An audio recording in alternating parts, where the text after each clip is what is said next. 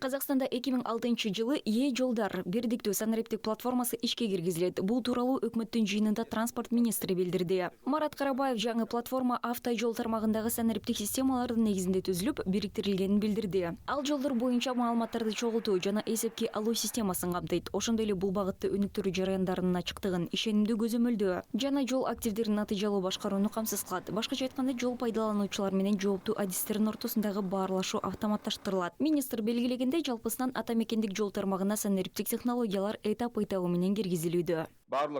Бардык акылуу жол участоктарында Кастол жол жүрүү акысын төлөө системасы ийгиликтүү иштеп жатат. 2024-жылы башкы прокуратуранын ЕРАП системасы менен интеграциялоо аяктап, орто ылдамдык долбоору ишке кошулду. Ошондой эле бул жылы автоматташтырылган өлчөө станцияларынын системасы ЕРАП менен интеграциясы аяктайт. Бул оор жүк ташуучу унааларга карата административдик өндүрүштү оптималдаштыруу үчүн шарттарды түзөт.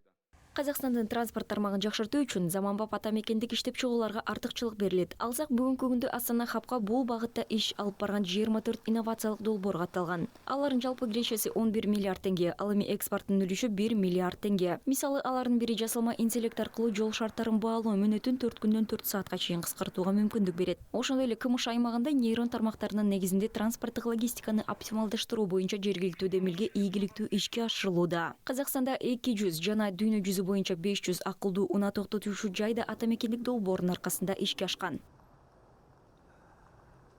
Мамлекет башчысы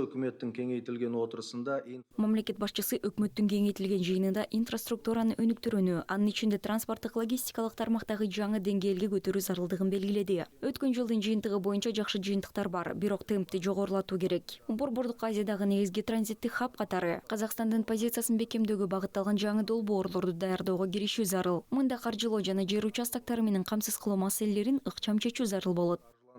Және жер телимдери менен камтамасыз этүү маселелерин жедел чечүү кажет болот. Жалпысынан үстүбүздөгү жылдын аягына чейин республикалык жолдордун 94, жергиликтүү жолдордун 91% нормативдик абалга жеткирилет. Ал эми 2027-жылы жолдор 100% мобилдик интернет менен камтылат.